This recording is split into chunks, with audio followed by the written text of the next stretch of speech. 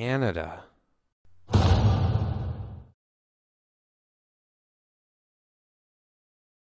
Have any of you been watching the news lately and thought to yourself, what the hell is going on? You can't change the channel without hearing about more job losses, swine flu, the recession, war in Afghanistan, and another election already? What could all of this mean? Well, let's start off with money. Where does it even come from?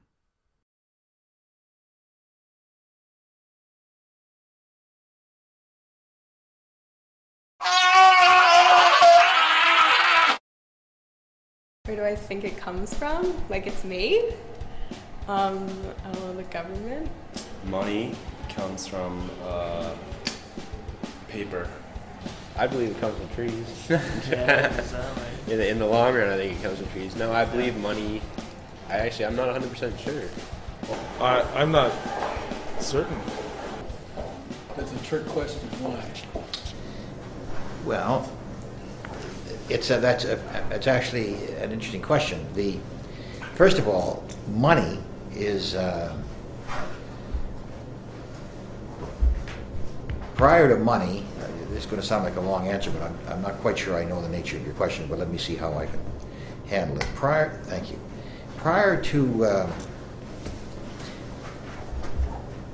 money, essentially trade. It's actually simple. Over 95% of our money is created by private banks. That means there's less than 5% of government-created money. Let's look at the differences between creating the money ourselves and borrowing it from private banks. Creating the money ourselves pretty much just costs the labor to print it and the hard work to back it up. While borrowing money from private banks can cost up to 10 times or more than the principal before it's paid.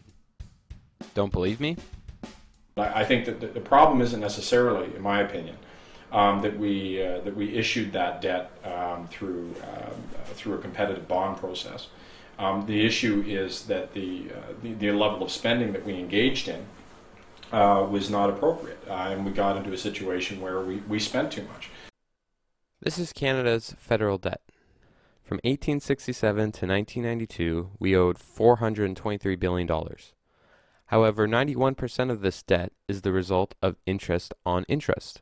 And only 8% of the money was actually used on real things, like goods and services.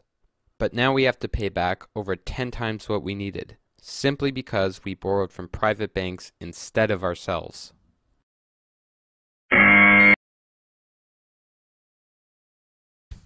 So where do these private banks get their billions of dollars from that they lend out? Nowhere! They just write down a number on a piece of paper and lend it out as if it was money to families trying to put a roof over their heads, students trying to get an education, or governments looking to improve the country. Banks then get paid multiple times back with your hard work. Every time they issue a loan, they are creating brand new money. It never existed before you walked into the bank. So pretty much like you say, I go into a bank, I say, well, kind of like $10,000 pay for my college. They say, sure, here, let me just go run this off the machine, and then you can pay us back with your hard-earned money. Right. That's exactly it. That's pretty crazy. They just get you to believe that they're lending you what's inside their vaults. But it couldn't be further from the truth. For instance, banks. Yeah, your banks have the amount of money that they have in reserve. The answer is no. There's about $50 billion of real cash in Canada. All the private banks combined only have $4 billion in their vaults, or what they call reserves. And yet they've lent out $1.5 trillion, which they then charge interest on. I think that the amount of money that's held in reserve in Canada, you're right, is pretty low. One of the reasons it's so low is because our banking system is as stable as it is. Okay. So what would happen if we simply wanted our money back? We would have a credit crisis, and the system would not be sustainable. So we'd have to reorganize and restructure, which is what happened actually in the Depression. I don't see that happening again. Yeah. But theoretically, that's what would happen. Okay. Oh yeah, that sounds like a stable system. So isn't it a little bit fraudulent though if I were to walk into a bank and they give me a receipt? I can redeem at any time, but it's only noticed that it would be called fraud if everyone came to the bank and requested their money. Oh, I'm going to answer your question, but then I want to go back to mine. Okay. Because it really is. This is the huge change of the last 5 years. It's not fraudulent. It's not fraudulent because everybody understands it. But it is. No one really understands it. Well, okay. I mean, those who know about it, knew about it, so it was not fraudulent. I've talked to the teachers and MPs, even MPPs, and they had no idea that there was only $4 billion in the vaults, but over $1 trillion was lent out. Yeah, let me go back. Well, the fact that they didn't know it, they should have. But really, no one does. Well, should that be involved a little bit more before we start using money? That we should be told where it is, where it comes from? Well, no. Okay, so it's one thing to lend out money you just don't have. But how can you charge interest on nothing? And not just any kind of interest. Compounded interest.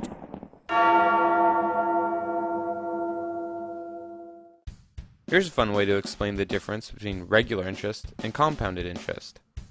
Imagine lending someone $1 at the time Christ was born, at let's say 6% interest. Ready? Go! To everything, turn, turn, turn. There is a season, turn, turn, turn. And a time to every purpose under heaven. A time to build up, a time to break down, a time to dance, a time to mourn, a time to cast. Jesus Christ is right.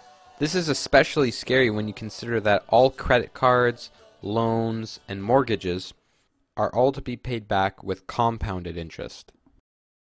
By the way, if you translate the word mortgage to its original language, French, it literally means death pledge, because people will often work their whole lives to pay off their home by the time the banks have made all their money. Interestingly enough, the French Canadians use a different word for mortgage called hypothèque, probably because no one in their right mind would sign up for something called a death pledge. Could you imagine?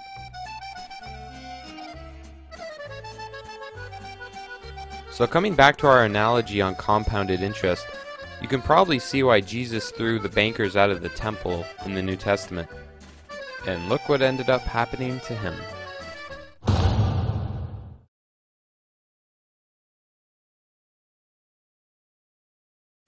It's interesting how the operation of banks in Canada are all textbook examples of fraud, counterfeit, and theft. There was no fraud. People should have known. But there really is a problem. And that is that the people who knew didn't stop it. Now, if I did what these private banks do on a daily basis, I would end up here. Here. Or maybe here. So how come the banks can break the law, but no one else can? Well, it's technically not breaking the law when our elected officials create bogus legislation like what's contained in the Bank Act. It says that banks can lend out as much money as they want without having to have a single dollar. In 1991, there was legislation passed in the Bank Act that stated that reserve requirements for banks is completely nil. They don't need to have a dollar in their vaults to actually issue out money. Yeah, I don't know if I could agree with you on that. Well, maybe you'll agree with the office of Jim Flaherty when they say there is no statutory reserve for banks in Canada. And not that they don't have no reserves, because they do, but according to the bank... Can I just take this, sir? Yeah, yeah. John Gray? Yeah, go ahead.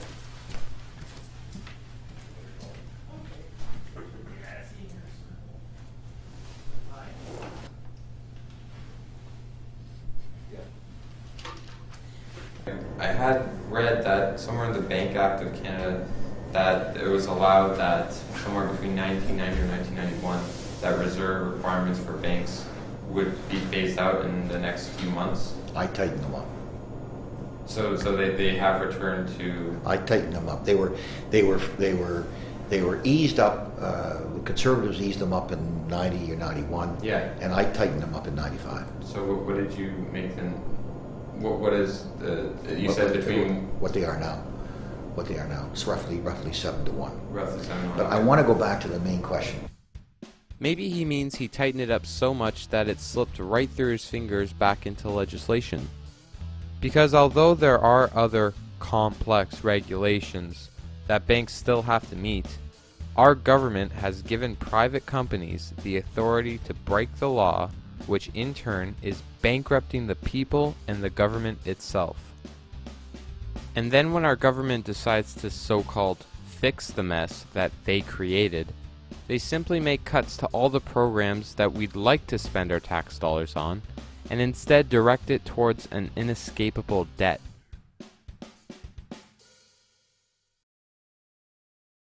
Anyway, I decided I'm going to get my $5, so I got to go in the bank, right? Which is, it's hard because they're open for like 10 seconds. They're like, ah, and then they close. They're never open. But I go in. I get to a teller and I say, I want my $5. So she looks at me up and she says, you don't have $5. And what happened? She says, we charge you another $15 for only having 5. So now, you know how much I have? I have negative 10. Negative 10. That means I don't even have no money. I wish I had nothing, but I don't not have any money. I don't have it. I can't afford something that doesn't cost anything. I can't afford it. If somebody goes, hey, it's free, take it. I can't afford that. That costs nothing. That's more than I need $10 to be broke.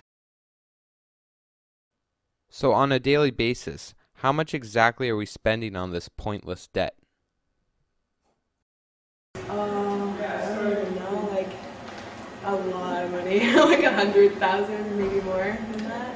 We spend $160 million every day. Are you serious? Oh my god. Yeah, that's right. According to Statistics Canada, both federal and provincial debt combined, we're paying $160 million each and every day, or $60 billion every year. Let's put all this into perspective. The largest counterfeiters in Canada produced $3.5 million and were sentenced to 5 years in prison. The largest bank robberies in Canada, committed by the Stopwatch Gang, stole about $15 million and got 16 years in prison. As a result of borrowing from private banks, $160 million goes missing every day, and no one even gets fired. So what you're saying is pretty much the banks that are in Canada that are chartered by like Parliament and all that, by Parliament, are pretty much just robbing the Canadian government and in turn the Canadian citizens because they're causing us to have a higher tax rate than required. You know, just to dig into their pockets and get themselves a little bit richer. So what could you do with $160 million every day? Oh my god. What I would do, I would pay off my school, I would pay off my parents' mortgage. Like, holy, I'd go on like 10 trips. Let's start out with $160 million for a lifetime. Never mind a day, buddy, because I'd be in a forever party. Well, I have no idea. 160 million? Like, that's so much money. I wouldn't even know what to do with it. You'd become pretty selfish, I think, right? You'd be self-centered, that's for sure, because you wouldn't have anything to care about. If you really wanted to, you could buy the Maple Leafs franchise just after a few days and still have millions left over to party with. Probably to try and forget that you bought the Leafs franchise. Or you could buy enough beer to keep the whole country wasted 24/7. I think we'd get a lot of votes for that. I got an idea.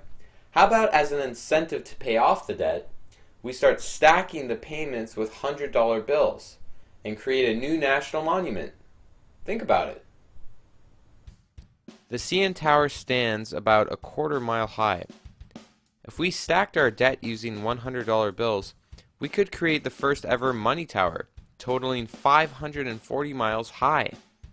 That would dwarf the CN Tower, and it may help with our space exploration. Talk about a tourist attraction. But let's not get over our heads. First things first, we have to change this picture. Because federal and provincial debt combined, we still owe about $800 billion. Plus, every time we make those $60 billion payments, a good chunk of that goes to compounded interest alone. In other words, when we make these $60 billion payments, we may only see about $50 billion taken off. And when you think about how we've already spent about $1.5 trillion over the years on a debt that we still have, any new debt our government gets us into turns into that number times much more. I know some of you may be asking, why on earth would the government keep digging themselves a hole of debt to get out of debt? Well, obviously you don't come from Canada.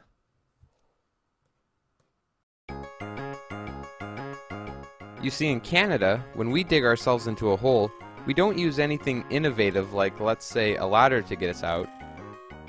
No, we just keep using the same shovel that got us there in the first place. I guess we figure that since the Earth is round, we should get somewhere eventually. So, we just keep digging.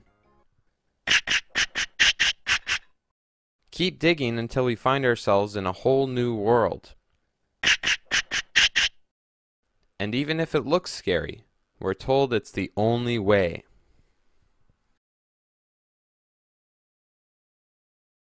Is there, would you say, a fundamental problem? Is there an underlying problem in the monetary system, or is this the way it should be? No, I don't think there's an underlying problem in the monetary system. The credit is a good thing. Okay, well, how's the rest of the world doing then?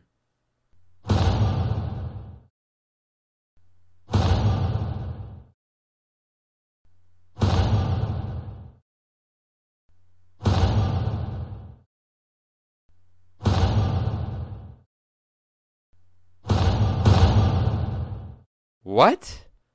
The Earth is $52 trillion in debt? To who? Pluto?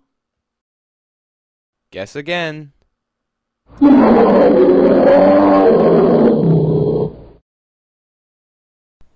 Okay, so the money system in Canada clearly doesn't benefit the people. Why hasn't anyone told us about this? Once a nation parts with the control of its currency and credit, it matters not who makes that nation's laws. Usury once in control will wreck any nation. Until the control of the issue of currency and credit is restored to government and recognized as its most conspicuous and sacred responsibility, all talk of the sovereignty of Parliament and of democracy is idle and futile. Who are you? Well, I was only the 10th Prime Minister of Canada. Whoa. Well, you definitely won't hear any of our current politicians say something nearly that profound. Yes, and now I'm ironically on the $50 bills. That sucks, man. Tell me about it. Well, that's just one Prime Minister of Canada's thoughts on money. No big deal, right? The privilege of creating and issuing money is not only the supreme prerogative of government, but it is the government's greatest creative opportunity. The government should create, issue, and circulate all the currency and credit needed to satisfy the spending power of the government and the buying power of consumers. By the adoption of these principles, the taxpayers will be saved immense sums of interest, money will cease to be master, and become the servant of humanity. You too, Lincoln? For once, someone listened to what I said. Sorry, I just never read those statements in any school textbooks before. I made it clear that my greatest accomplishment as being president was that I killed the bank. And yet I too am ironically on the face of everything I was so passionately against. And then the private banks put your faces on their corrupt money? No offense, guys, but that's incredibly disgraceful. Especially after being assassinated. I'll say. I managed to escape. Right here, buddy.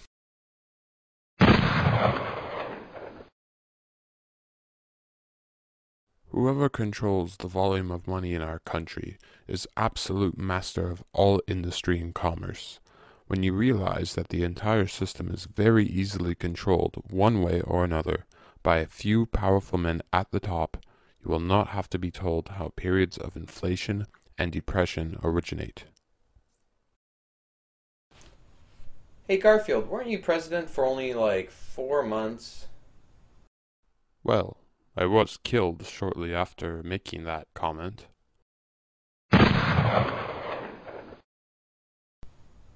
Oh yeah, good point. Well, anyone else? I myself prefer my New Zealand eggs for breakfast.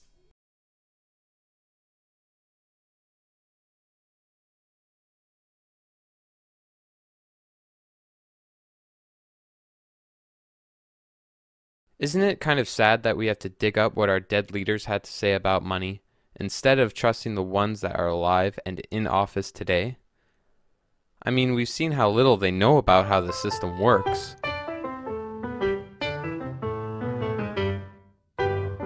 So do provincial governments ever borrow money from, let's say, chartered banks? No. No? No. That's just federal? No. As far as I know, I couldn't tell you offhand. And it's just, I just don't know why the government doesn't just borrow money from the Bank of Canada, as it states like in the Constitution and in the Bank of Canada Act, that the government has the right to do such things to prevent things like debt from happening. Well, it's you may know more about it. Obviously, you've researched it a little bit more than I have. I know that they have ratings on their basis, which when they do borrow funds, they get an interest rating, and yes, they will borrow money from banks. Now, Canada is like the fly in the ass of an elephant in terms of the overall importance in the world. Well, I'm not an economist. The Prime Minister is. Let's be clear about what the situation is. We have not been following the same policies as the United States. The economic and financial mess in the United States is disastrous. The policies have been irresponsible. We've made very different choices in Canada. We have a budget that's in surplus, not a budget that's in deficit. We're paying off debt in Canada, not adding to our debt. Are your policies working? Look, I would say that overall we're being successful. We're keeping the economy on course. We're not going into a recession. We have a slowdown. But we are not in the kind of economic crisis we have in the U.S.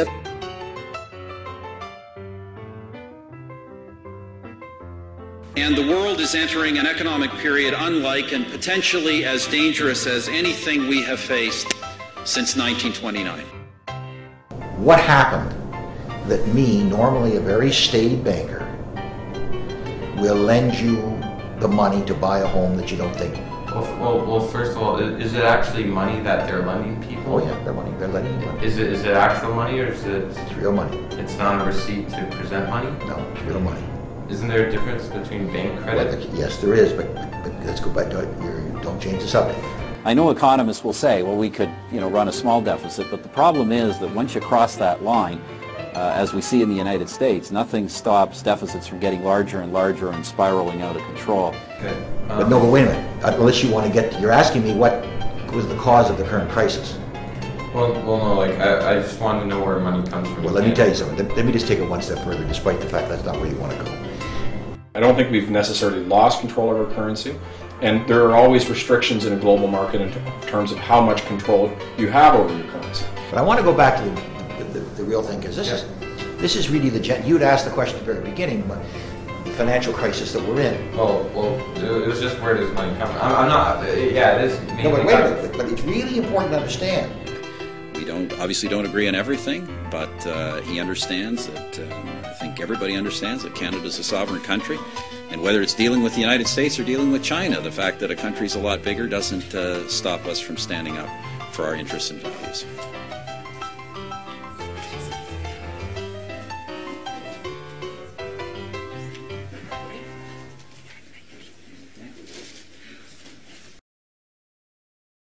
Still need convincing about how ridiculous the monetary system is?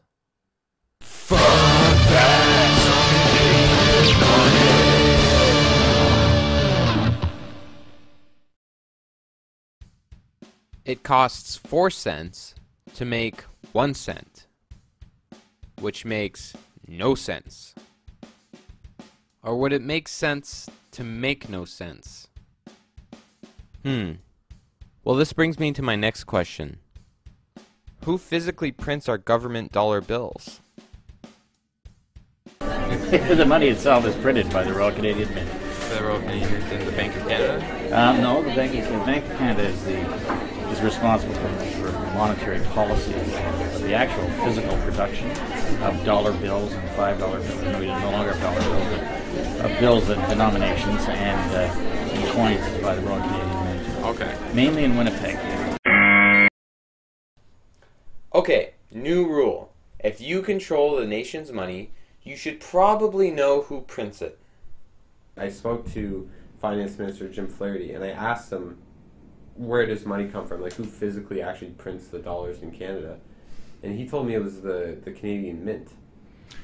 Yeah, the Canadian Mint. The Canadian Mint prints the dollars and prints and does the coins. But I thought it was the Bank of Canada that contracts the work to print. Well, the Bank of Canada is the central bank, but the Mint is responsible for providing the currency. Then why does it say on the Bank of Canada's website that they are the country's sole banknote issuing authority? Let's try calling the Mint and ask them ourselves. Do you guys have anything to do with printing the dollar bills in Canada? There is a dollar bill in Canada. But does the Canadian Mint have anything to do with printing dollar bills in Canada? No. None? No. That's the Bank of Canada. Do you want me to get your phone number? Oh, you may want to tell that to the Finance Minister. Pardon? I said you may want to tell that to the Finance Minister. Okay. He doesn't know. Okay. So, sorry, I didn't know about that. No, it's okay. So just maybe make a memo for him, though. So it is the Bank of Canada who's responsible for printing our dollars, but they don't do the actual printing themselves. They contract the work to 2 private companies, the Canadian Banknote Company and BA International, which as of 1999 was bought by a privately owned multi-billion-dollar German company called Geisek and Devrient. I'm not even sure if I'm pronouncing that right, which is scary considering that they're in control of printing our dollars. A few things about this German company Geisek and Devrient. They're the second largest banknote printing company in the world, and they've been involved with the printing of banknotes for 2 separate countries suffering from periods of hyperinflation. What is hyperinflation? Well, imagine going to the store to buy a loaf of bread, on sale for $20 million. That's hyperinflation. So much money is printed that it completely devalues the dollar, and prices rise dramatically because of it. That's gonna be $20 million.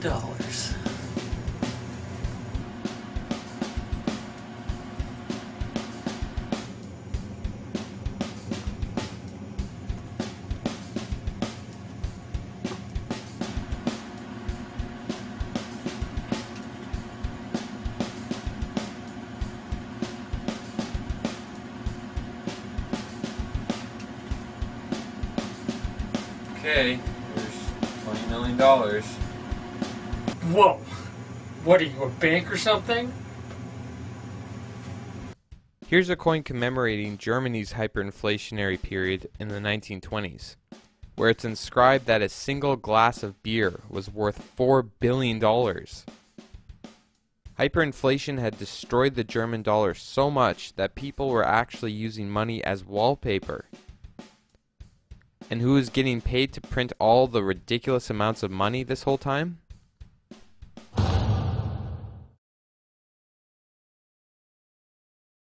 Or more recently, they were printing money for the country of Zimbabwe and their hyperinflated economy.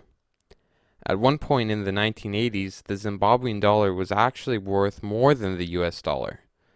But since the dictator of Zimbabwe ran his country into the ground and commanded the printing of trillions and trillions and now quadrillions of dollars backed by nothing, the conversion now is 12 billion to 1. In this photo, a few eggs are on sale for $100 billion. This guy right here is going to buy a burger and fries. So if you feel safe having millions or even billions of dollars in the bank, just remember that at a flick of a switch, the private banks can water your money down until it's worth virtually nothing. All it takes for them to do is keep printing money and everyone is poor. As for GISEC and Devrient, countries all around the world seemed outraged over the printing of all this money for Zimbabwe. In June 2008, U.S. officials announced they would not take any action against the firm that is providing key support to Zimbabwe's brutal regime and is also an important contractor to the American government. Yes, even the U.S. government is admitting how morally inappropriate it is to support Zimbabwe's brutal regime by printing these dollars. But they won't do anything to stop it that might compromise their own business with GISEC and Devrient. But hey, it's business, and in business there are no morals. You should all know that by now.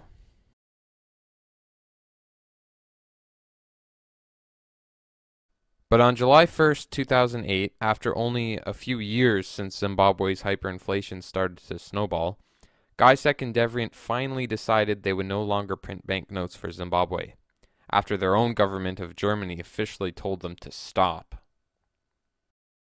The reason for the sale to the German company arose out of the fact that the need counterfeiting, especially of higher notes, is a problem, and it was going to be very expensive for the Canadian company to, in fact, have the machinery that would produce whatever the heck it is that goes into the bills that prevents counterfeiting, and that's the reason why, in fact, the German company came in. The point is that Canada should never have let something as important as one of its banknote printing companies to have been bought by foreign companies who support racist dictators.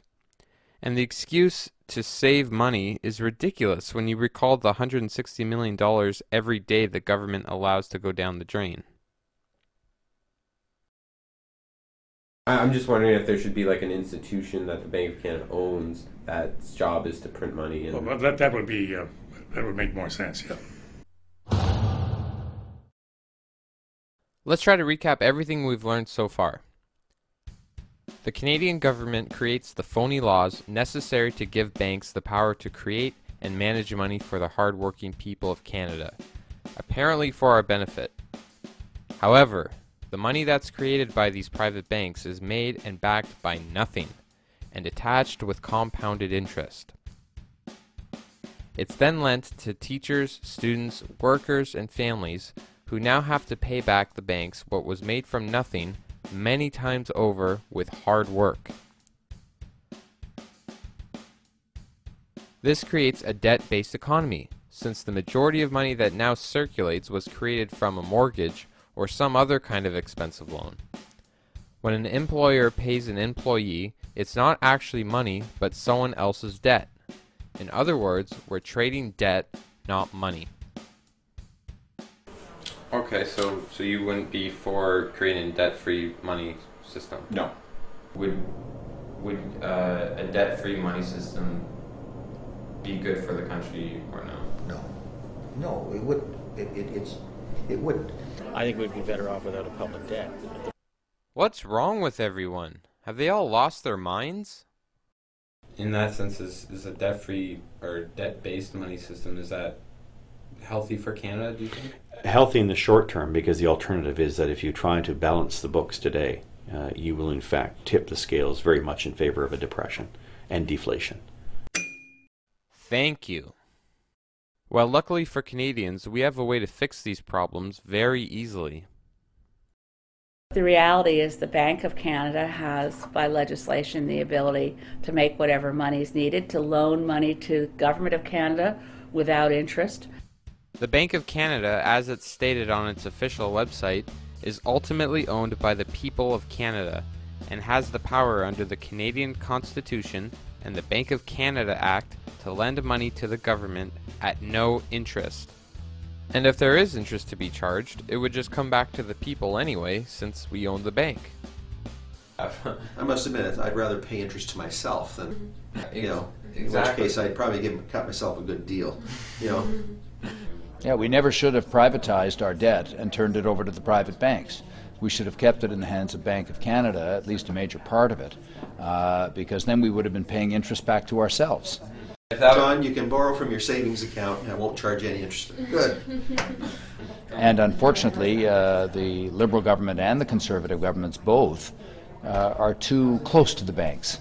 The banks wanted the business, and they managed to convince the government to privatize that debt, and of course now they're the ones getting the benefits. That's why you notice that they're still very profitable, even though everyone else is suffering.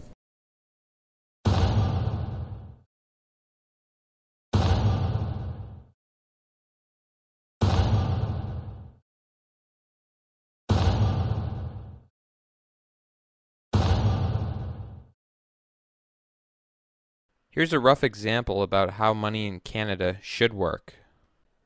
The Canadian government realizes it needs money to help make the country work.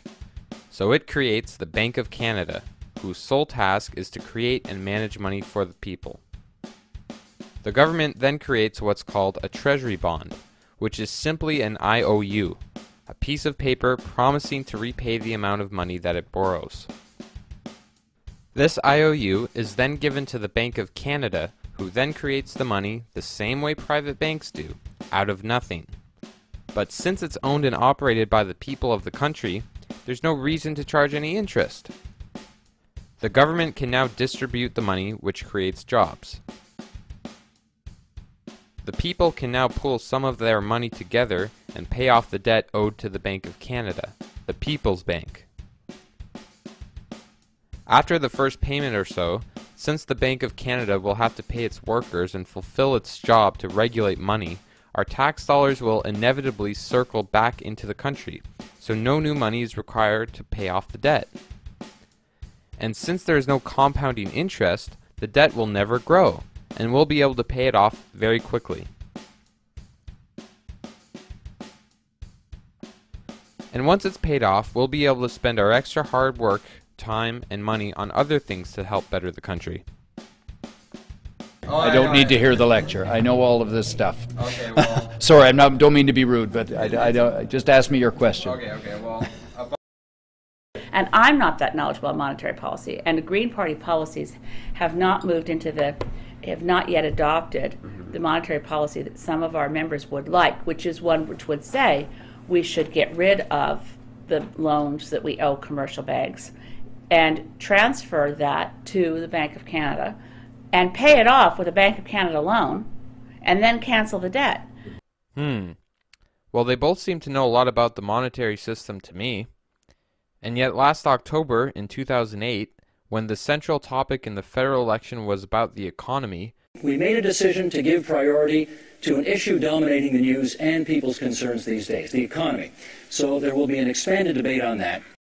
Not one single mention was made from any one of the parties about the monetary system, even from the ones who clearly knew about it. But if we go back to the 2006 federal debate, no one would shut up about the $100 million missing from the sponsorship scandal Paul Martin was involved with. But when $160 million goes missing every day, it's no big deal.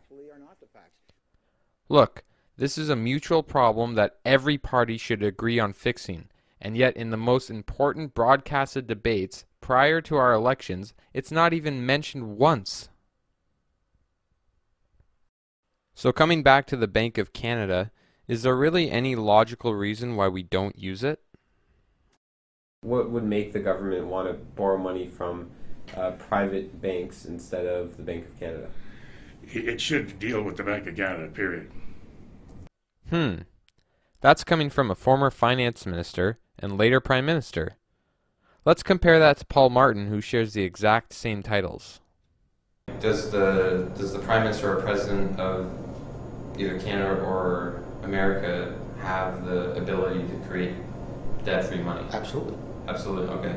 Because I was reading a quote by. You gotta ask the question: why don't they? Why don't they? Right. Why don't they? Because it's inflationary. Because it'll drive inflation through the roof. How's that? Well, here are my glasses. It's the only pair of glasses in the world. Okay, and I'm going to sell them for $1, right? And you have $1, and you don't have any money at all, or no, you have $10 and you don't have any money at all. These glasses are on sale for $1. Okay, so you both come to see me and you want to buy the glasses. I say, okay, fine. How much will you pay me? And you say, I can't pay any. I haven't got any money. So I turn to you and you say, well, fine. I'm the only buyer. I'll pay you $1. Right? Yeah. Okay. Let's say the glasses are on sale for $1 today, and you both have $10. Right? So you come to me and you say, and you both desperately want my glasses. So you say to me, I'll give you $1. And I say, well, okay, they were for sale for $1, but what will you give me? What are you going to say to me? You're going to say $2. $2. Sure. Okay. All of a sudden, these glasses, which were worth $1, are now worth $2. That's inflation. And that's inflation. The more money there is in supply, the danger there's going to be inflation. That's why everybody says what's happening now as a result of what's going on in the United States is that 5 years from now we're going to have massive inflation. So it is the amount of money in circulation that causes inflation, not who distributes the money, right? It's largely the amount of money in circulation. Yeah, there are a lot of reasons, but that drives up the price. That drives up prices because more people can afford to buy something. Okay, I'm going to replay the last few seconds of that. Remember, he began saying that it was borrowing money from the Bank of Canada that would cause inflation. The more money there is in supply, the danger there's going to be inflation. That's why everybody says what's happening now as a result of what's going on in the United States is that 5 years from now we're going to have massive inflation. So it is the amount of money in circulation that causes inflation, not who distributes the money, right? It's largely the amount of money in circulation. Yeah, there are a lot of reasons, but that drives up the price. That drives up prices because more people can afford to buy something. I think what he's trying to say is now that he's allowed the private banks to make up this magical money that keeps growing in their favor, the government shouldn't borrow money from the Bank of Canada since they would have to create new numbers that don't already exist. But if the Bank of Canada had just been doing its job from the start, it wouldn't make a difference anyway. Do you see how absurd it is to say that the Bank of Canada causes inflation? Besides, since 95% of money is created by private banks, they're the cause of 95% of inflation.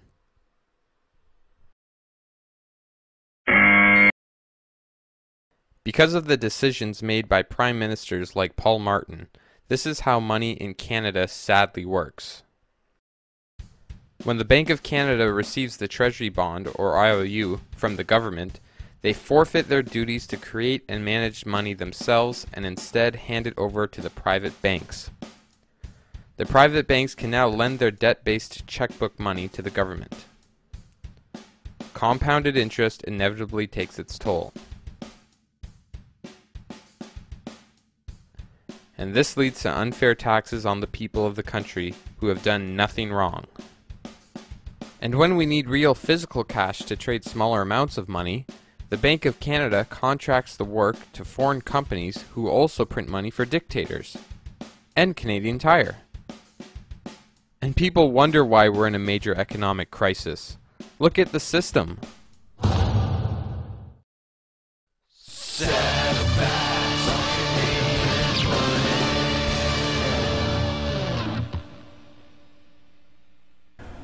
good news for Canadians is we're slow to get into this slowdown, and we will likely be quick to get out of it because our country basically is solid. I mean, we have a highly regulated industry that has been remarkably successful and has an enormous amount of stability and has a lot of federal controls in. We met with the chief economist from the Royal Bank, who said that the States is trying to move towards a Canadian banking system to give it more stability. Is the whole world on stupid pills? This much debt is nothing to be proud of. And now countries around the world, including the United States, want to emulate the Canadian banking system? They're in for a shock. Because the government's in debt, students are in debt, farmers, teachers, parents, artists, everyone. And a wise man once said, "Poverty is the mother of crime." Well, I guess I would look at it a little bit differently because the banks are publicly traded companies, and many of these banks, when you look at pension funds, RSPs, RESPs, things along those lines, the banks make money and then they pay it out to shareholders. It doesn't just, disappear. Well, $24 billion just disappeared from the Canadian pension plan. But that didn't stop David Denison, president and CEO of CPP, and his executives from pocketing millions of dollars in bonuses. Or how about the $40 billion that just disappeared from the Quebec pension company? People like to say, oh, the bad banks, they're making too much money. But it actually, in the big scheme of things, it's a good thing that companies make money. That's how the whole system is based. That's how people's retirements, their investments, that's how it works. So when our banks are doing bad, our pensions are at risk. And when our banks are doing good, our pensions are still at risk. Gotcha. Why don't we just fix the monetary system? I'm sure all the time, work, and trillions of dollars Canadians would save would more than compensate for the banks not screwing everyone over, just to maybe get a pension. And in return, the quality of life for Canadians would improve tremendously. We would have more time to spend with our families, more time for our hobbies, and all the other things we love in life. And if you're a workaholic, you'll be glad to know that you'd be receiving more rewards for your labor since we won't be slaving over usury debts anymore. From what you're saying is that we could have a country that is the most highly advanced country in the world because we wouldn't have it then if we took these issues into consideration and tried to make some changes. That's right. And if your concerns are for the environment or underprivileged countries, imagine the differences you'd be able to make with billions of more tax dollars a year going to that cause. But the reality is, we're a sinking ship. So how on earth can we save others if we can't save ourselves? If I were running this country, you can pretty much say to the banks, well, we're not paying you back. If you don't like it, get the f*** out of the country. Yeah. So where am I going with all of this? Well, if we take a look at the preamble from the Bank of Canada Act, it states that the bank exists to regulate credit and currency in the best interests of the economic life of the nation. But since we own the bank, and it obviously isn't operating in the best interests of the nation or its owners, there's clearly a conflict of interest, and this needs to be looked at very seriously. Because every country uses the same sort of banking system, and this system is bankrupting all the countries that use it, the governments of the world are surrendering themselves to the international banking institutions. The World Bank, IMF, and BIS. These institutions have a history for supporting dozens of military dictatorships with billions of dollars in loans, and also wreak havoc on developed and underdeveloped countries, including our own. So for instance, why do we have a healthcare crisis now? We have a healthcare crisis in 2009 because in 1994, the International Monetary Fund wrote a report to the Government of Canada that said, and at that point we were in debt. Remember, this was right before Paul Martin's slaying of the deficit. So yeah, it would be like 600, 500 billion. It was, and the IMF's report was, okay, Canada's not, we're not saying you're a basket case, but our view of your financial viability, and that of course translates into how the bond raters in New York take our financial viability, we would think, we think you'd do better if you did the following things. Stop student bursaries and convert them to interest-bearing student loans. Cut the CBC, cut the NFB, cut Via Rail, reduce the number of hospital beds you've got.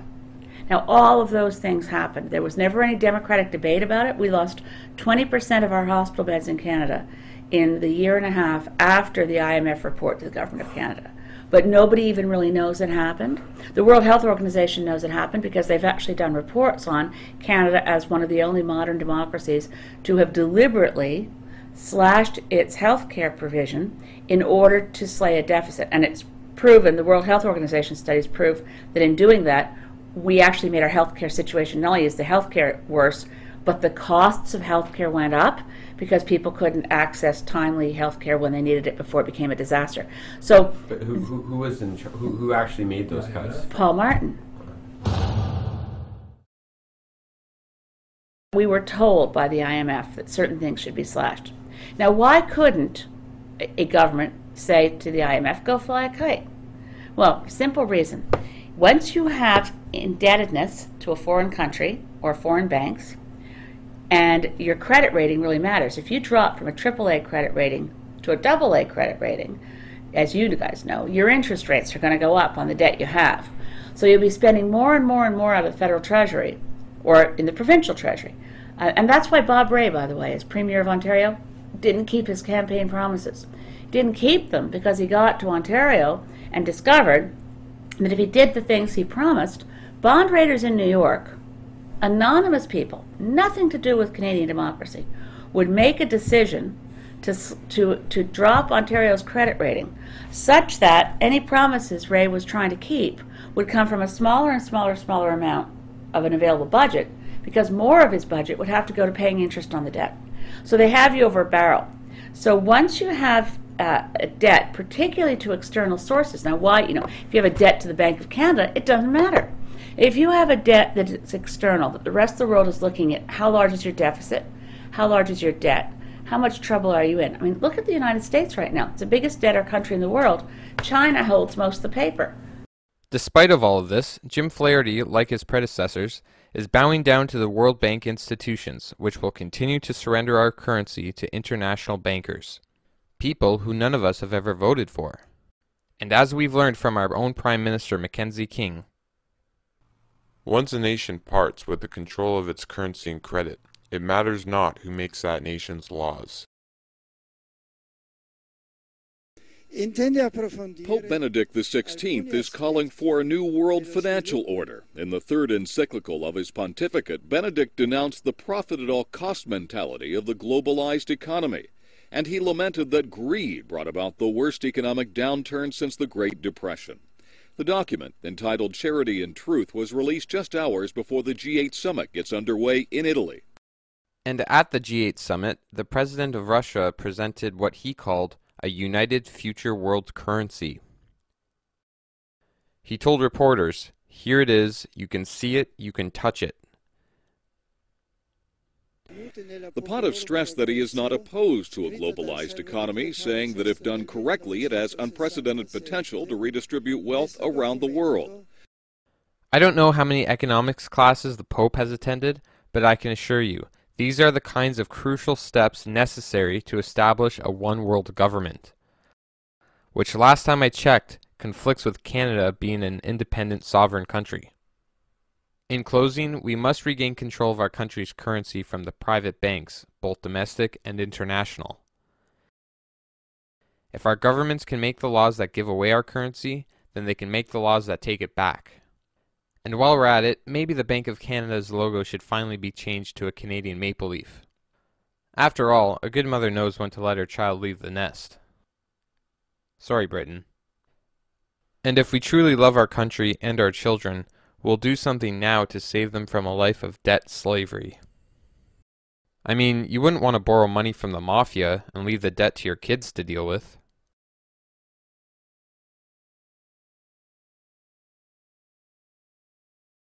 We always hear about transparency in government, but we never really see it.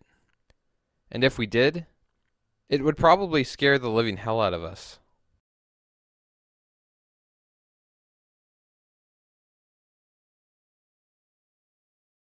How many of you can identify this man? His name is Paul Desmarais, but you can call him the Canadian Monopoly Guy. His family owns and operates Power Corp, one of the largest corporations in Canada. Power Corp owns a dozen companies ranging from financial institutions to newspapers and media, oil and energies, and more, that produce revenues of $24 billion a year and several $100 billion in assets. But his most powerful investments by far are not in world resources, but politicians. Well, what do you think a man's intentions are when he owns a monopolizing corporation called Power Corp? Just some of his employees consisted of three of Canada's longest running prime ministers in recent years: Pierre Trudeau, Brian Mulroney, and Jean Chrétien. As a matter of fact, Paul Desmarais' son, Andre Desmarais, now co-owner of Power Corp along with his brother, is actually married to Jean Chrétien's daughter, France. So you can only imagine how close these two powerful families are with many years of history.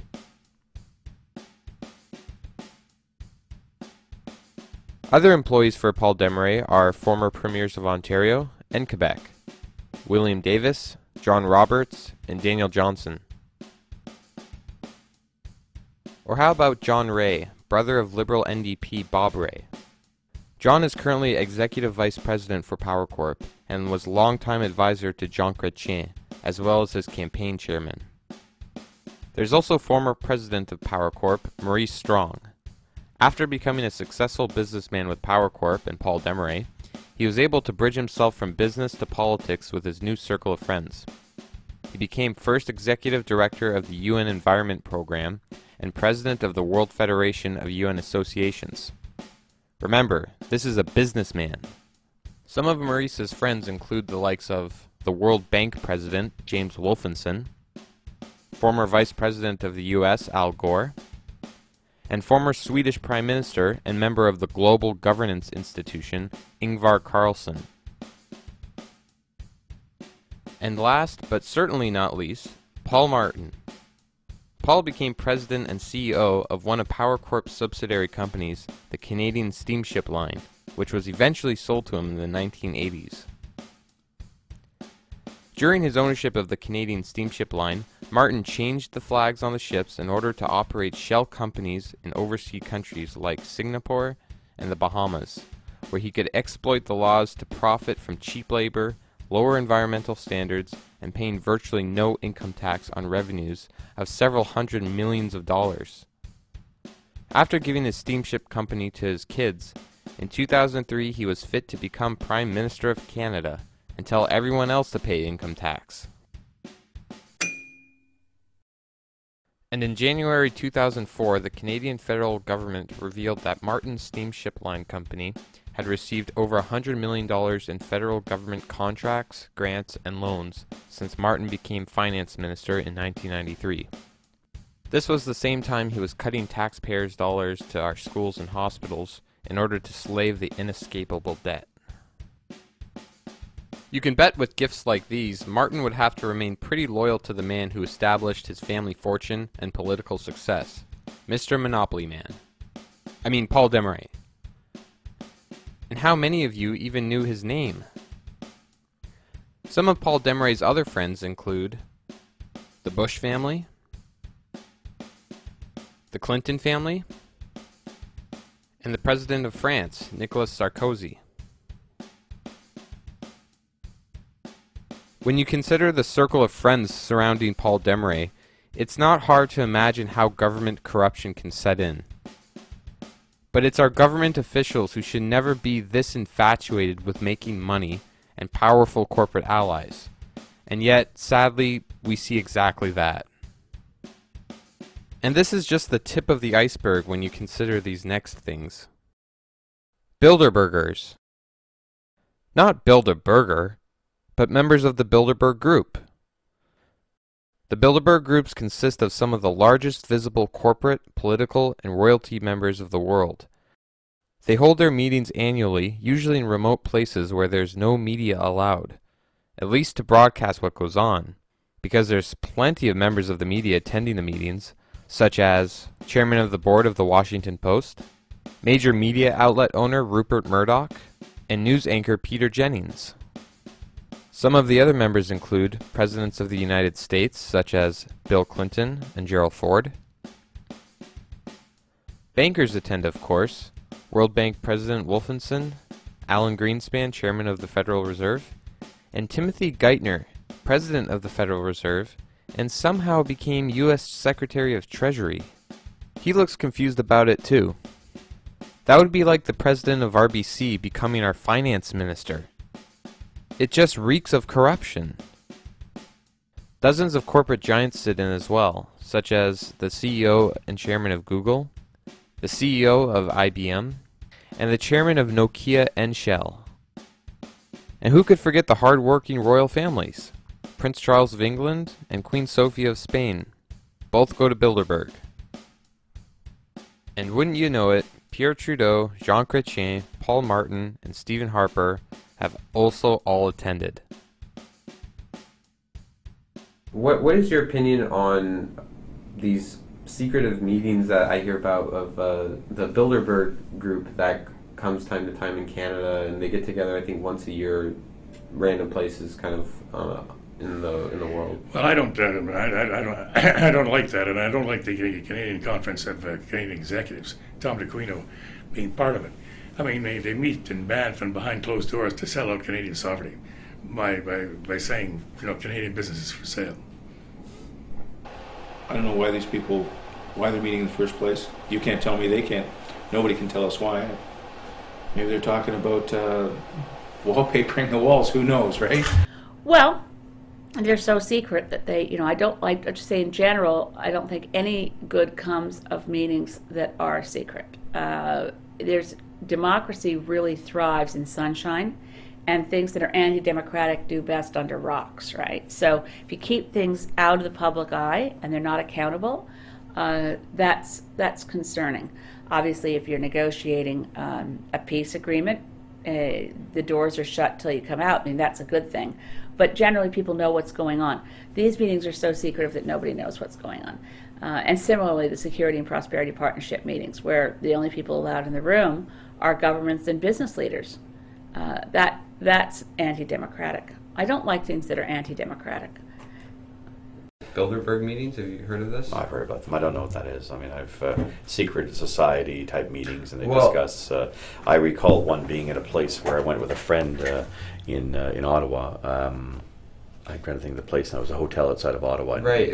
Was that just 2 years ago? Yeah, it was actually. I was up there because one of my good friends was getting married. We went to a Neil Young concert that night, and the next day it was all these people were moving in, security and everything. So it's the Bilderberg conference. So again, like our previous prime ministers or current prime ministers have attended these meetings and don't really talk about it. Do you think there would be something to be worried about though? No, not necessarily. I mean, if to put the scenario forward that you're talking about, if the 100 top people in the world invited me to a meeting, do you think I'd turn it down? Probably not. I've never been invited, so naturally I'm suspicious. It's an interesting group, but I can't firmly say that I don't know that I know nothing about it. I mean, I've heard what it could mean. I listen to Richard Serrett from time to time on CFRB at give me a time, 10 o'clock at night. I don't know, but I'd certainly like to learn more about it. But it is apparently behind closed doors. I'm suspicious of those meetings. Were you ever invited or? No, they know my views about it. In 1996, Paul Martin and Jean Chrétien, among other Canadians, attended the Bilderberg meeting held in Toronto King City. The building picked was naturally a $66 million resort, which was then owned by CIBC Bank.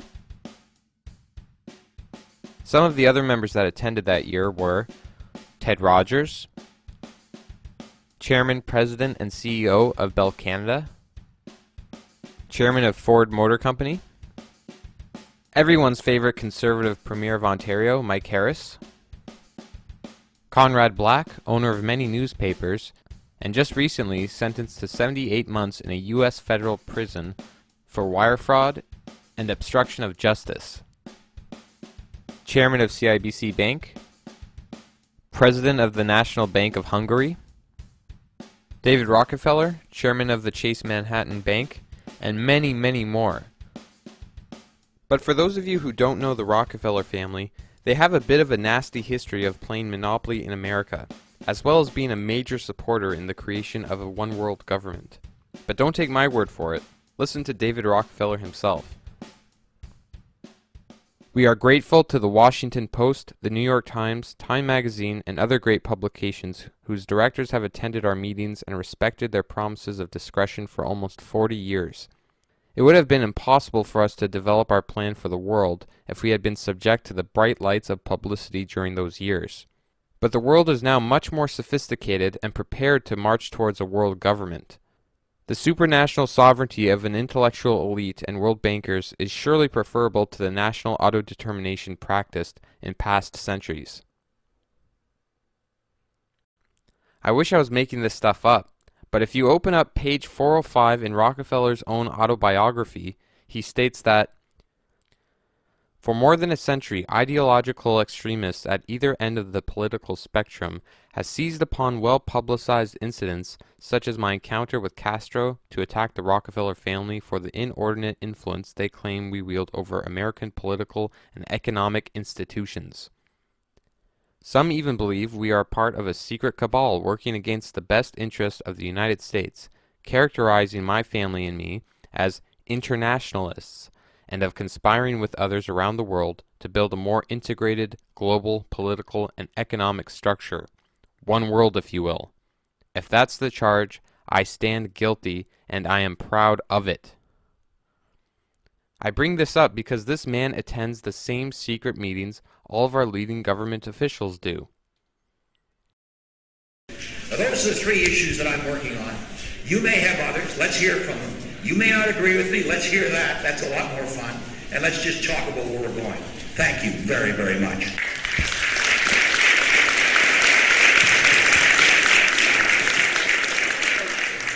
I was able to catch up with Paul Martin on this topic at the University of Waterloo with a youth group I was a member of called Future Canada. This was about, I believe in 1996, you attended a meeting called the Bilderberg meeting, and as I think you were Minister of Finance at the time. Not many people know about the Bilderberg meeting. I try to speak to people about it and they think I'm crazy or that it doesn't exist or anything like that. Namely because it's not really widespread in media, and in fact a lot of media representatives actually attend the meetings themselves, and they just choose not to disclose the information and context of it. I'm just wondering, in 1996 when you attended, like just details, like I mean, if you could explain like who invited you, why did you go, what are your thoughts on it? Well, I can't remember who invited me, but I remember going once. Bilderberg meeting is a meeting of very influential people around the world. Canada, at that point, was considered a third world basket case. We were in trouble up to our eyeballs, and I had to go. I essentially went to common markets, went to them and say, look, we're getting our act together, and it worked. Okay, well, one of the members of the Bilderberg meeting actually, sorry? Are you not going to take questions from the floor? Okay,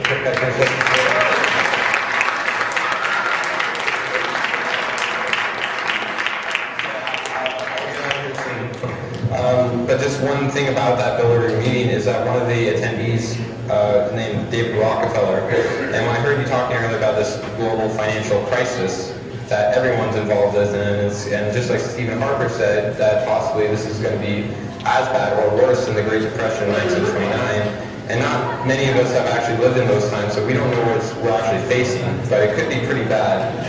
And one of the members of the Bilderberg meeting stated in the Bilderberg meeting that we are on the verge of a global transformation. All we need is the right major crisis, and the nations will accept the New World Order.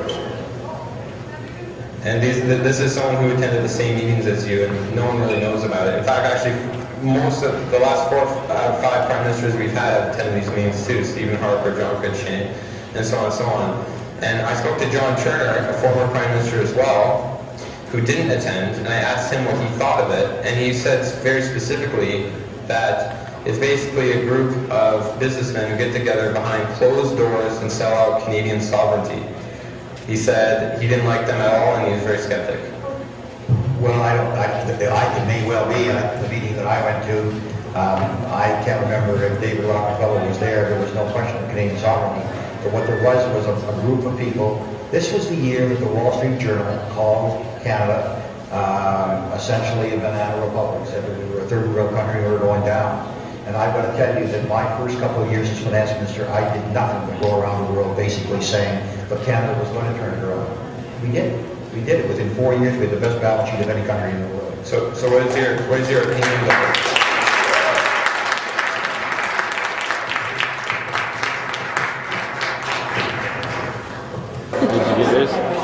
Oh, hey. What's up, buddy? It was really good. It was really good stuff. Yeah. I don't know if the system did he come over? And he told me to because I don't know what it was. He just said that I could ask no more questions. Yeah. Again, that's what his chief of staff told me. Yeah, that's what I thought. Yeah, I think it was felt there was a little bit of an attack on him, to be honest. Yeah. And so he said, if he's going to ask him more questions, that he would just have us somewhere and leave. Okay, if you're an RCMP officer, could you care to explain why Canadian tax dollars are going to protect this guy instead of putting him behind bars? He's conspiring with international bankers in secret who openly talk about world domination via major world crises, on top of participating in the largest theft ever committed in our country's history. And when confronted about all of this, he acts like a child and has his chief of staff remove my microphone. Is this any way for a Prime Minister of Canada to act? Surely this is newsworthy. Good thing CTV was there to catch the footage. University of Waterloo, an unusual send-off. While most students kick off Reading Week with a party, a large crowd gathered to get a chance to talk with former Prime Minister Paul Martin. CTV's Nicole Lampa is here with this story. Nicole, what did they discuss?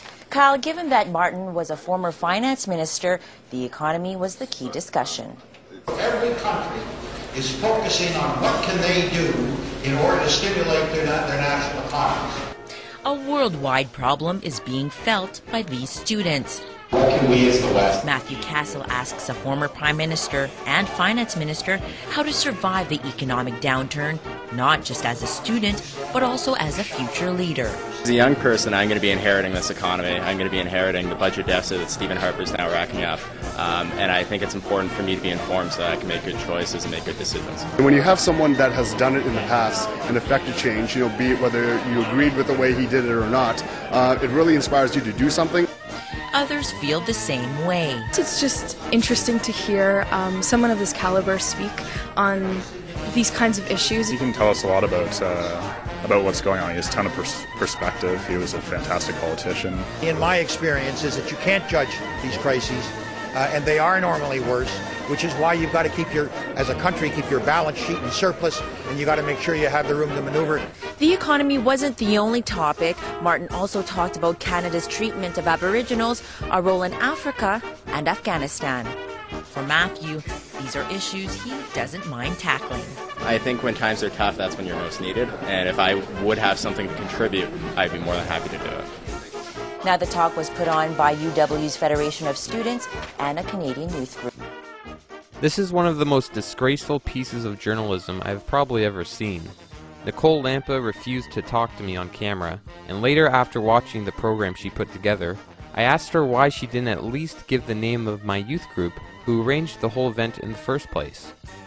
She told me she was under the impression that my youth group's name was A Canadian Youth Group, and then quickly hung up the phone.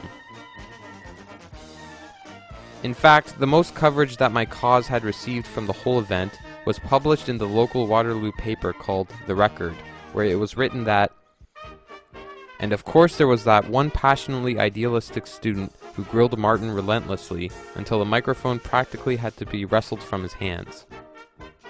By the way, I'm not a student at the University of Waterloo. I can't afford it. But again, poor journalism. So here we have the guy who writes the laws, and one of the guys who abuses the laws, which is bankrupting the entire country. getting together in his $66 million private resort in secret, along with other bankers who admit major crises are used to form a one-world government ruled by bankers and elitists. You see, Paul Martin doesn't care if he helps bankrupt the people of Canada, because he's already made his millions from the guy who practically made him Prime Minister. But instead of exposing this, these two news agencies did the opposite and made Paul Martin look more like a saint. This is the opposite of information. Misinformation. So now do you see why the owners of the media attend these secret meetings as well? They don't want to expose the truth, because if they did, they would expose themselves. Take this copy of Reader's Digest, The Canadians You Trust. Let's check out who made the list. Stephen Harper, number 8. Michael J. Fox is number 5. Wayne Gretzky, number 12. Queen of England is number 2. She's not even Canadian. But I guess simple facts don't matter when you're a major publishing company. Number 1 was David Suzuki, Mr. If you can't beat Walmart, join them. Bob Ray is number 29. Shania Twain, 30. Don Cherry is number 14. What's going on here? How was this list even put together? If you read the fine print, it states, to conduct our trust poll, we commissioned an independent research firm, Harris Decima, to survey a representative sample of nearly 1,200 English-speaking Canadian adults. Respondents were presented with a list containing the names and photographs of 100 prominent Canadians and asked to rate each according to trustworthiness. They were then asked to select which personality they trusted the most, giving us our list of the 50 most trusted Canadians. Wow! What an informative study. That's just a loophole to get away with publishing a magazine titled The Canadians You Trust, and then putting Stephen Harper and other corrupt politicians on the list. Because what they should have called the magazine was Canadians Nearly 1,200 People Trust, from a pre-selected media-biased list of figures used only to spread propaganda. I mean, who has the power to tell you who to trust, other than yourself? Well, apparently Reader's Digest. But wait a minute, I thought CNN was most trusted. Maybe that was based on another elaborate trust poll, where CNN wasn't on the list.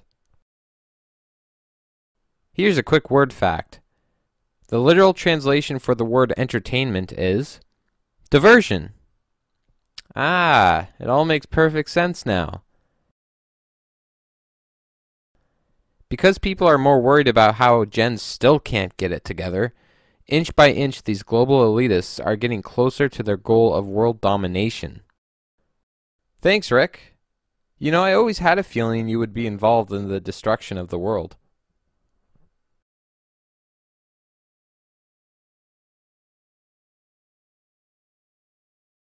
The media is doing such a great job at convincing everyone that politics in Canada is as simple as red versus blue. When in reality, as we've seen behind closed doors, they all belong to the same clubs, all serving the same corporate masters. Consider politicians like a box of Smarties. All different colors on the outside, but on the inside, they're all full of the same crap. When people get sick of red, blue steps in to give the illusion of democracy. This game goes back and forth for years and years and years. Sometimes we get a little bit of hope from orange or green, but because they don't have the powerful corporate backing behind them like blue and red, they'll never get into power unless they sell their souls as well.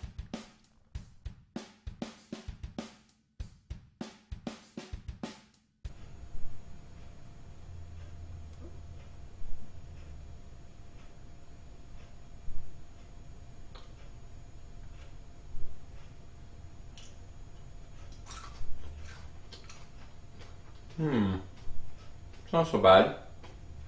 It's a little bit sour, but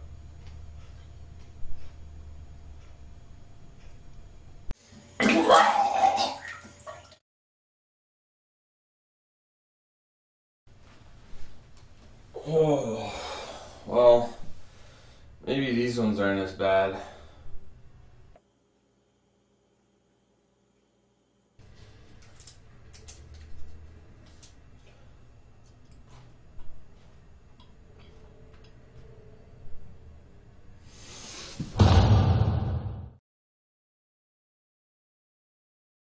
But democracy isn't only a joke in Canada.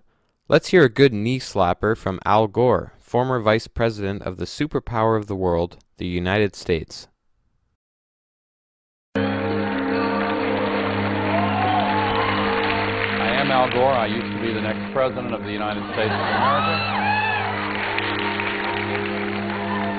I don't find that particularly funny. Pretty good material, eh? He just cracked a joke about the widely known fact that George Bush Jr. had rigged the 2000 U.S. election. That's a former vice president of the United States joking about democracy not working. And one has to seriously wonder, why didn't Al Gore make a movie about the U.S. election being rigged by the biggest laughingstock president the world has ever seen? I mean, to me, democracy being a joke is much scarier than climate change, especially since that he would have had much more power to fix things as president than just some guy with a slideshow. But it didn't really bother Al Gore since he's in the club as well. So it isn't his position to actually do what's right, but rather to do what he's told. Which is why the joke is funny. The real sad thing, though, is the audience thinks they're laughing with him. This is the reason why pro-voting ads are sponsored by the government and are practically shoved down our throats. They want us to play into the game that gives them the power to control us. Look, if voting really made a difference, our monetary system would have been fixed by now. So without further ado, let us introduce the new Smarty of Canada,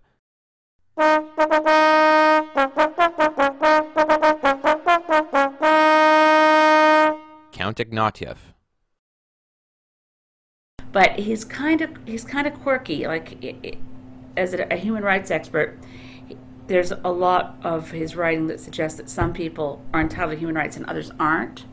But the essence of human rights is everybody's entitled to human rights. So it comes from his experience of being Russian royalty. His grandfather was an aide to Tsar Nicholas.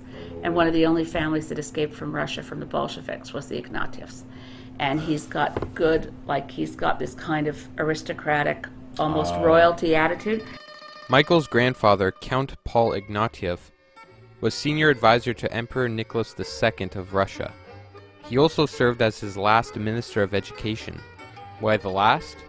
Because as a result of the Russian Revolution in 1918, the whole royal family was arrested and executed. Except for Michael Ignatieff's grandfather, who was apparently released by a sympathetic guard and fled to Canada.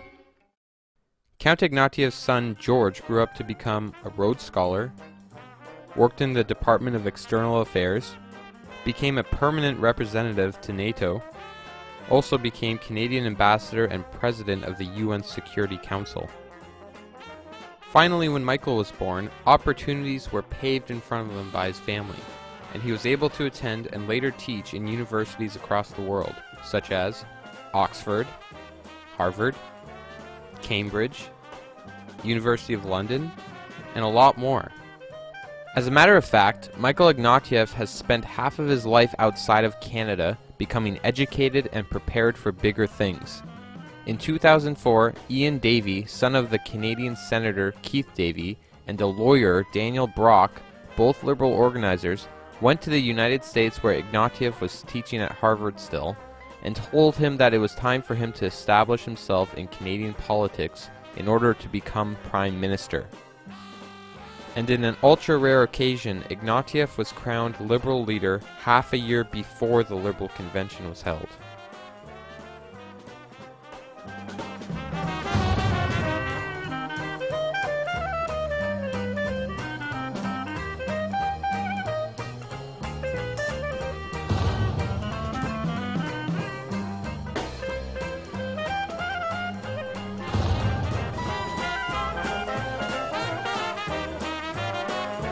But again, this shouldn't be a surprise to any of you by now, since we know they're all buddies behind the scenes. Ignatieff released a book this year in April called True Patriot Love, in a sad attempt to look like a Canadian patriot. But just writing a book and declaring something doesn't make it true. You can't judge a book by its cover, but it does conveniently add to the deception.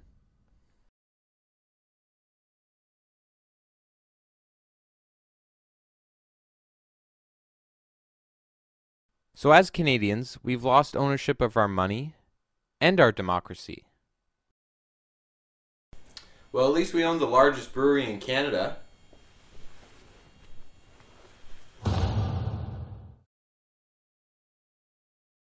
Well, second largest brewery.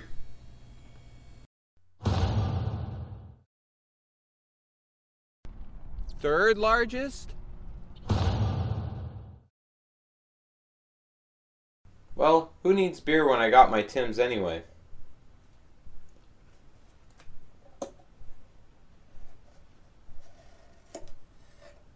What the?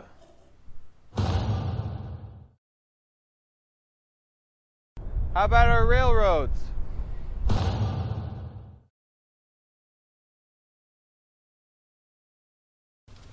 Highways? What the fuck? The construction and land value of Highway 407 comes to $107 billion, which was then sold by Bilderberg Premier of Ontario, Mike Harris, for $3 billion to Austrian and Spanish corporations in order to generate money for tax cuts. So wait a minute. We sold something worth $100 billion for $3 billion to save money.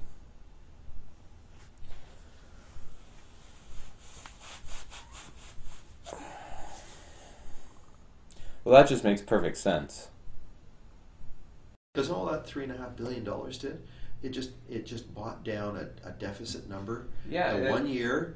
I mean, it was one year where you get the spike and you get the benefit, and that's it. I mean, talk about short-term thinking. The 99-year lease contract allows these foreign corporations to charge us whatever they want to drive on our own highways. The government is not allowed to build a competing highway as well. Well, there's got to be some things that we still own.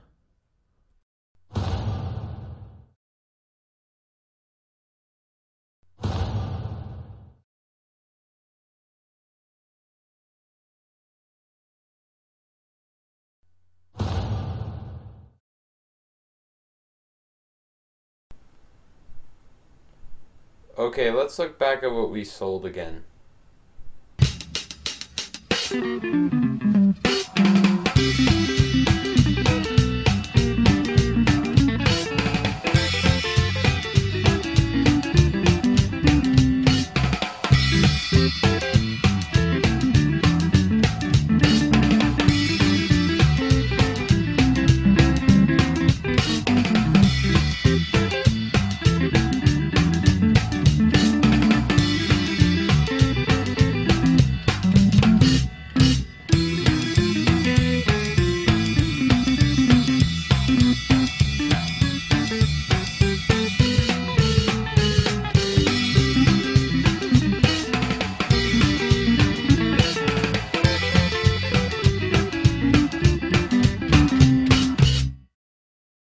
But not only are Canadian companies disappearing at alarming rates, the Canadian jobs are as well.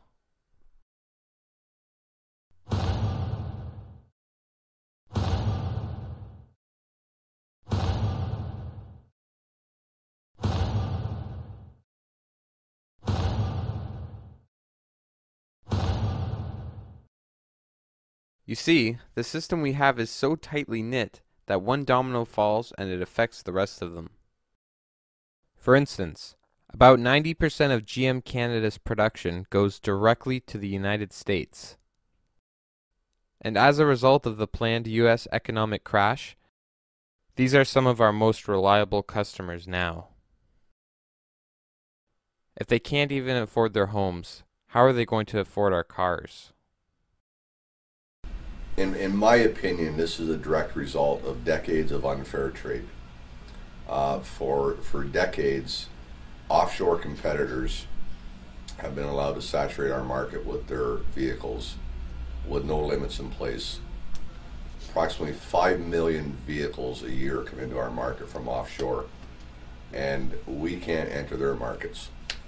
And if we can enter their markets, there's restrictions put on us, such as South Korea, where last year they exported 400,000 vehicles to our market. We are allowed to export 300 vehicles to their market.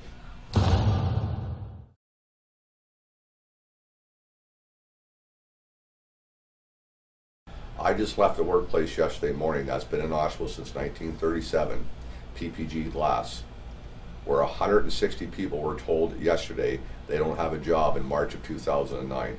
A direct result of our Conservative government doing nothing in regards to unfair trade, because most of the glass coming into our country now for vehicles is produced in China.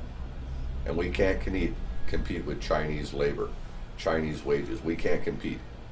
Colin Carey, this is his city, this is Oshawa. 11,000 good paying jobs have left the Oshawa area in the last 2 years, while Colin Carey has been our voice in Ottawa. Jim Flaherty should be ashamed of himself. He comes from Oshawa. He represents this sector. So do you think all these jobs that are being lost, are they gone for good? They're gone for good. They're gone forever. It's a lot like collective bargaining. Once you give something up, or once you lose something, you're not getting it back. We lose these jobs, they're not coming back. And once again, we see the domino effect come into play. For every one assembly line job in General Motors up the street, it creates 7.5 in spin-off employment. So you've heard that they're going to close our truck plant next May now instead of July. 2,600 jobs are going to evaporate out of that facility. But then if you look at the spin-off employment, it's more around 14,000 jobs are going to be gone throughout this region as a result of that plant closing. The auto industry in Canada employs 440,000 people between auto assembly, auto parts. That's a lot of good paying Canadian jobs at a time where we've lost well over 400,000 jobs in the last 4.5 years because of the manufacturing crisis. So if you put all your eggs in one basket, this is a crisis. It's unprecedented. It's the worst time in our history, and that's why I'm offended that our government continues to turn their backs on this crisis. So what are the main reasons for the auto industry crisis? Once again, we come back to the monetary system and our government leaders selling Canadians out. So it's troubling, and I get frustrated because none of this has to happen. None of this has to happen. You know, it's a cycle where the industry has its ups and downs. We've all seen it, any of us that have worked in the industry for a number of years. But never have we seen this much uncertainty. Never. It's becoming more evident than ever that the jobs in Canada are shifting from manufacturing to consumer-driven. This means bad times for working people and good times for corporate monsters like Walmart, who make profits from violating human rights. Sorry, how is Walmart violating human rights? Just listen to the workers themselves. We really work day and night in order to get the wage of less than $3 a day. I would respectfully like to ask the boss of Walmart to give the Chinese workers some consideration and a chance for a little time off. Customers of Walmart, when you wear expensive clothes, when your children play with high-quality toys, think about China and the Far East. Those profits you made and the wonderful life you have are the sweat and tears and overtime working of Chinese people. If one day I encounter a lady who just bought a toy from Walmart, I'll say, "Respectable customer, respectable Walmart customer, do you know why you can buy such a cheap toy from Walmart? That's because we workers work all day, every day and night."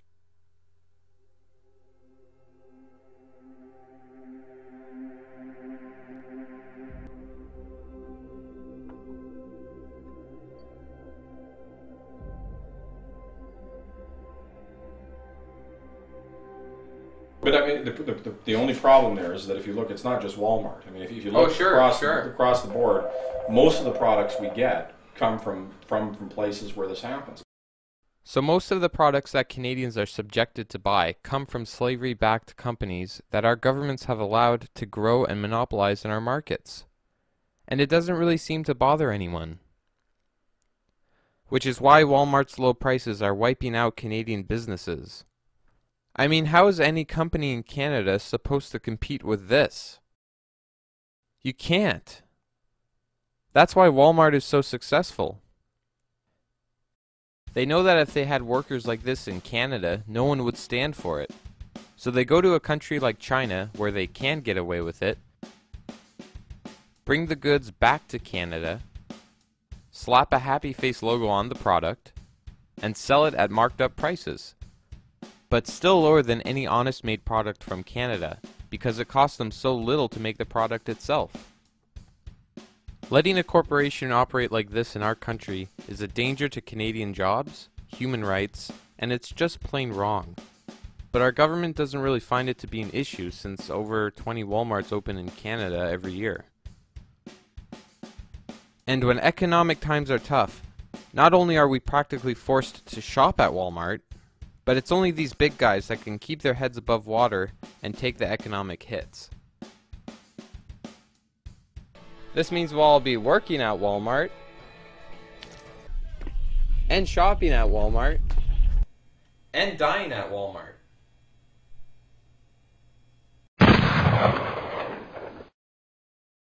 But what is the most powerful business of all?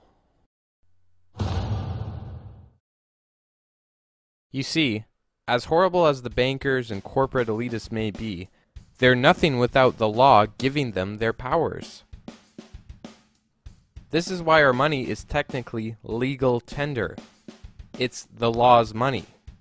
The law then creates laws that imperfect man will inevitably break. I called up my municipality and asked them why was it illegal to park between 3 and 5 a.m. on a residential road.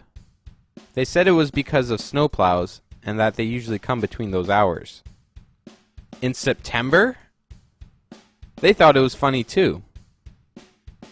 The point is, this is a guaranteed cash cow.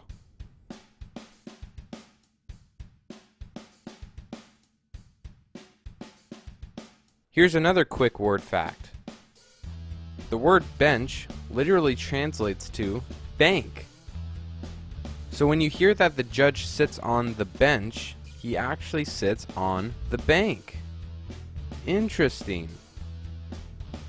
Because the law gives the banks their power, and the way banks operate creates poverty, and since poverty is the mother of crime, the law makes a killing off of poverty-stricken people and ridiculous fines and court fees, which all have to be paid back with their money.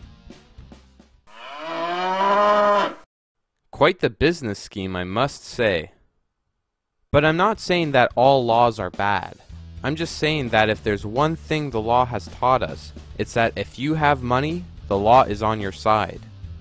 Because everything is about money. Think about all the rich people who get off the hook simply because of their wealth.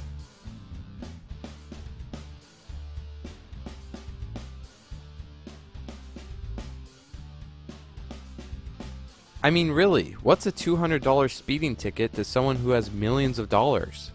Nothing. It's no wonder why everyone wants to become a millionaire, because then you can get away with whatever you want. And ironically, it's the law that has taught us this. So go ahead and break the law if you have money, or if you write the law itself.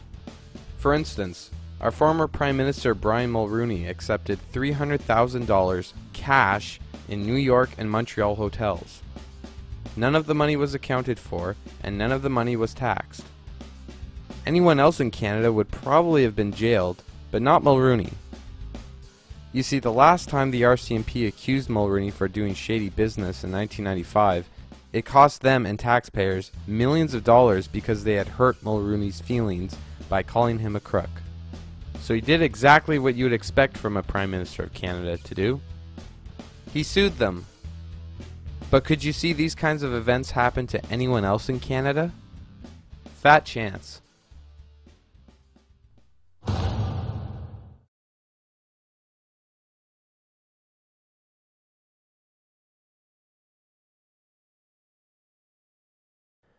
As a matter of fact, the Montreal Police Brotherhood said officers were recently told by their superiors to increase the amount of tickets issued from 18 to 28 tickets a day.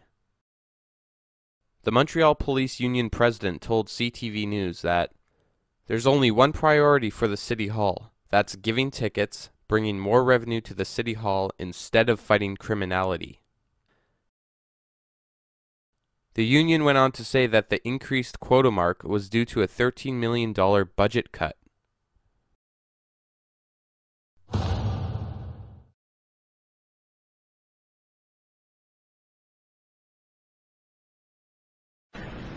The Honourable Stephen Joseph Harper. L'Honourable Stephen Joseph Harper.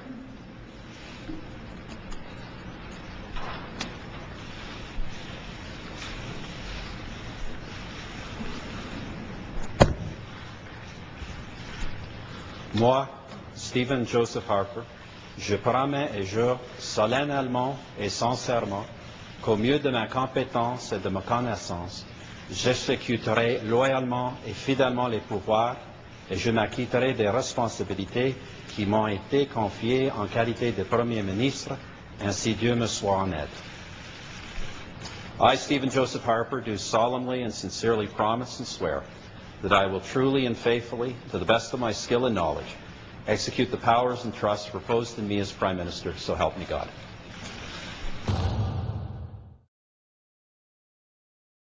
So there you have it. Banks, governments, and law.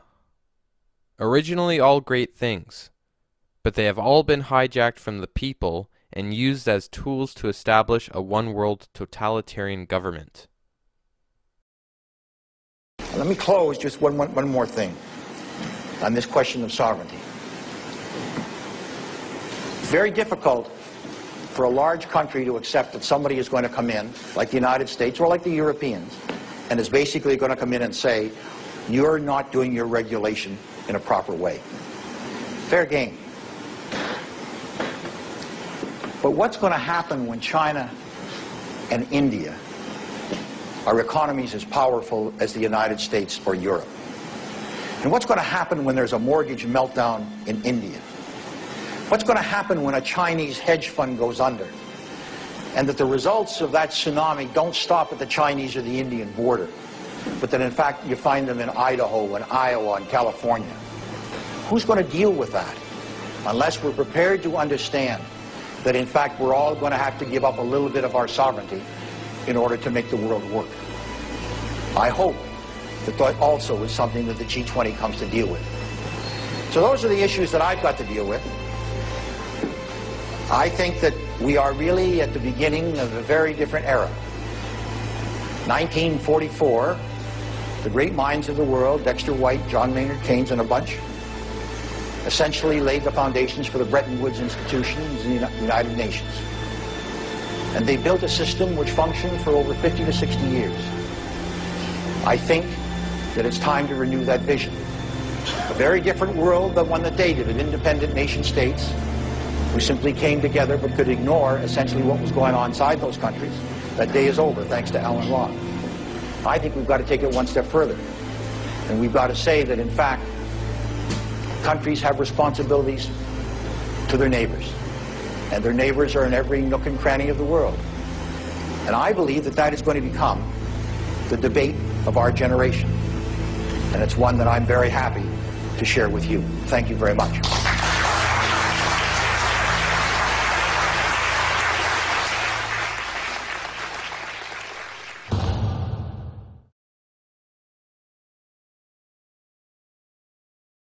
If there's one thing we've learned from history, it's that no one can resist the pursuit to conquer the world.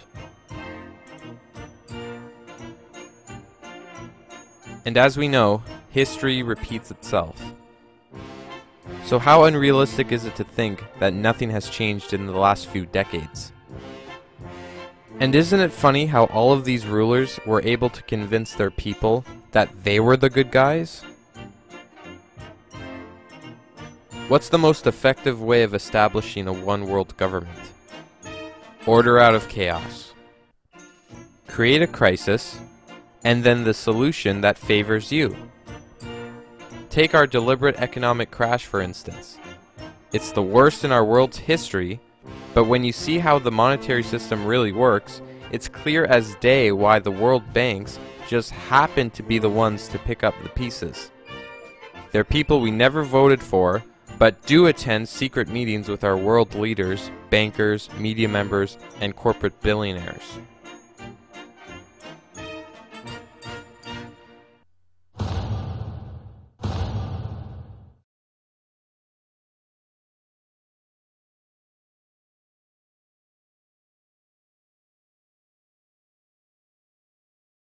As dire as all of this looks, remember everyone, the government is servants of the people, not the other way around.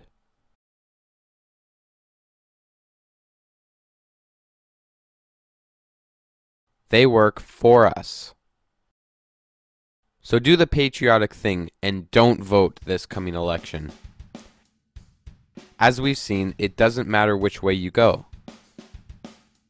Strategic voting or lesser of two evils, read the same thing on the ballot. Don't do it.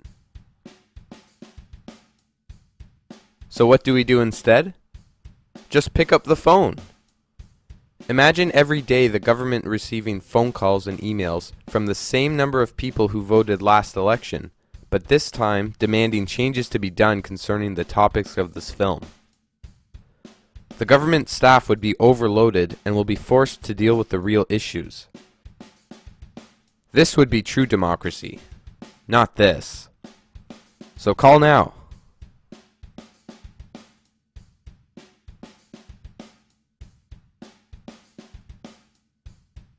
This is the most effective approach I see, because protests are basically just a group of people who don't know what to do. And all it takes is for one idiot to turn violent, and before you know it, things get out of control, people get hurt, and nothing gets done. So don't do it. If we can peacefully fix these issues from the comfort of our own homes, why not? And if you're the leader of another political party, quit waiting to be elected and join the real solution. You should know by now that the first step in becoming Prime Minister is make friends with Paul Desmarais. Here's yet another quick word fact. The word parliament, when broken up into its two French words, literally means speak and lie. Well, of course.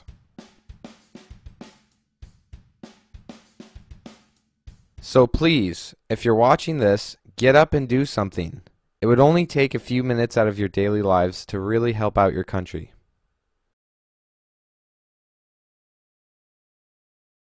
If you would like to support the people who brought you this film, there are numbers of ways to do so. Raise awareness. Spread this movie around. Burn copies of it, email the video, whatever you have to do. In fact, the Toronto Film Festival is right around the corner. Maybe a viewing there would be helpful. Or if you're the CBC or some other news agency, could you consider donating some broadcasting assistance to the youth of Canada that brought this film together? We seem to be doing your job anyway, so a little bit of help would be very appreciative. Or if you're in the law enforcement departments, please just remember who you're supposed to protect, and your job's to keep peace and protect us from evil, not to make a business from the misery of others. Maybe try to create some kind of substitutions for certain fines, where people could repay the debt with community service instead of dollars. At least then they're directly repaying the community. We also believe that people everywhere should be free from food and energy crises. With all the technology and hard-working people we have at our disposal, there's no reason why we should all be so reliant on the businesses that control our most basic necessities. We would like to see homes and farms debt-free and self-sufficient, so that families aren't at risk with or without the crises we may be facing. I realize most Canadians are strapped for cash with the current recession, but this is where you influential and wealthy Canadians can really make a difference. Besides, in a depression, there won't be anyone buying your CDs, Avril. Or anyone going to your hockey games, Crosby?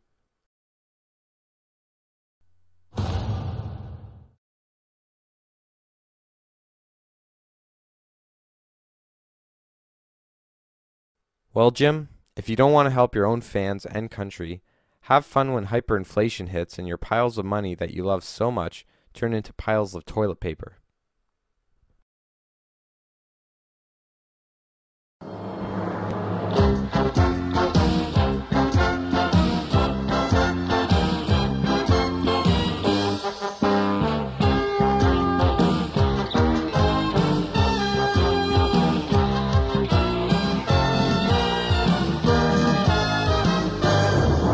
Hello out there, we're on the air, it's hockey night tonight.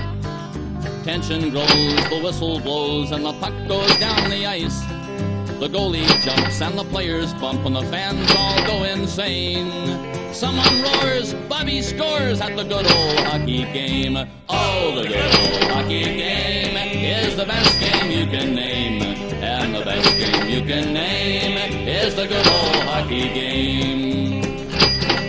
Second period, where players dash with skates aflash. The home team trails behind, but they grab the puck and go bursting up, and they're down across the line.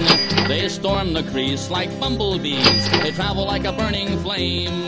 We see them slide the puck inside, it's a 1-1 hockey game. Oh, the good old hockey game is the best game you can name. And the best game you can name is the good old hockey game. Third period, last game in the playoffs too. Oh, take me where the hockey players face off down the rink, and the Stanley Cup is all filled up for the champs who win the drink. Now the final flick of a hockey stick and a one gigantic scream. The puck is in, the home team wins the good old hockey game. Oh, the good old hockey game is the best game you can name. And the best game you can name is the good old hockey game.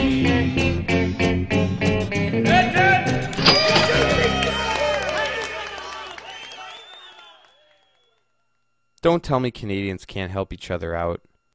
If you would like to support our causes, here's the contact information to help out with donations or any other kind of assistance.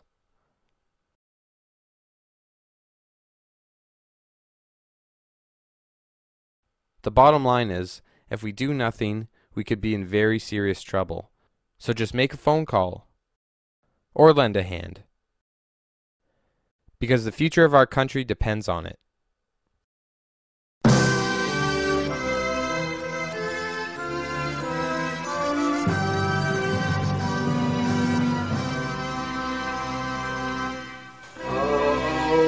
Canada, a bought and sold out land.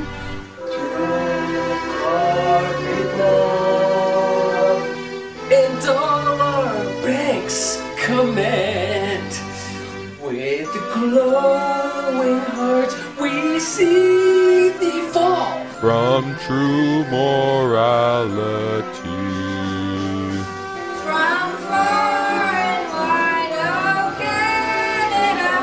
We've lost our sovereignty.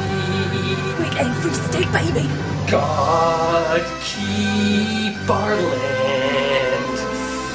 Hopefully debt free. Oh, Canada, we have no dignity.